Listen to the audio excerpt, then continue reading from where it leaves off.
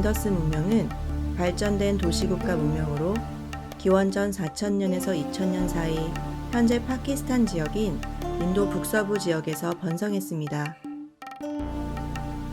인더스 문명을 하라파 문명이라고도 부를 만큼 하라파와 모헨조다로는 가장 번성한 중심 도시들이었습니다.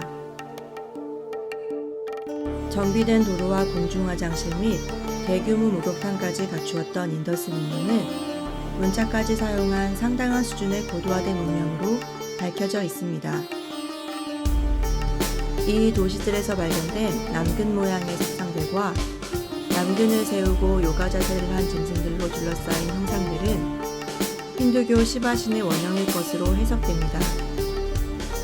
아직 해독하지 못하고 있는 유적인 다량의 인장에는 황소, 악어, 코끼리 등 다양한 동물 모양을 한 수백여 개의 문자 기호가 발견되었습니다. 철기는 사용되지 않았지만 청동기와 토기가 사용되었고 유약을 사용한 도자기도 다량 출토되었습니다. 그들은 주로 농업에 종사했으며 동시대에 존재했던 메소포타미아 문명과도 교육했던 것으로 알려져 있습니다. 인더스 문명을 건설한 사람들에 대해서는 현재 남인도에 거주하고 있는 드라비다인들의 조상일 것으로 추정하고 있습니다. 2000년 동안 번성했던 인더스 문명도 기원전 2000년 이후 서서히 쇠락의 길을 걷습니다. 인더스 문명이 어떠한 이유에서 쇠퇴의 길을 걷게 되었는지에 대해 현재까지도 풀리지 않은 의문으로 남아 있습니다. 인더스 문명이 장기간에 걸쳐 서서히 몰락했을지, 단기간에 어떠한 큰 재앙이 멸망의 계기가 되었을지에 대한 어떠한 자료도 남아있지 않습니다. 인더스 문명의 몰락 원인은 아직까지도 풀리지 않은 수수께끼로 남아있는 가운데 학자들이 추론하는 문명의 붕괴 원인은 대략 세 가지입니다. 첫째, 천재지변에 의한 몰락. 둘째, 환경 변화에 의한 문명의 붕괴. 셋째, 외적의 침입으로 인한 몰락입니다.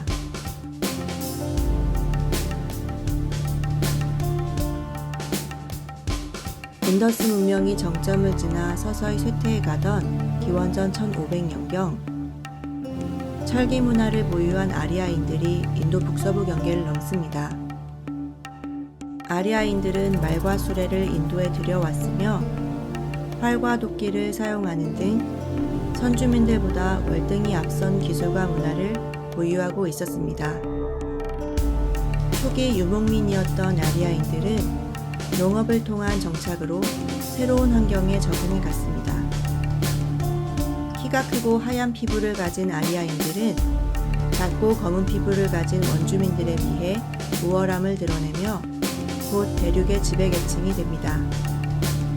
선주민을 정복하고 동족 평원까지 나아갔던 아리아인들은 그들의 도시, 현재 델리, 인드라프라스타를 수도로 건설합니다.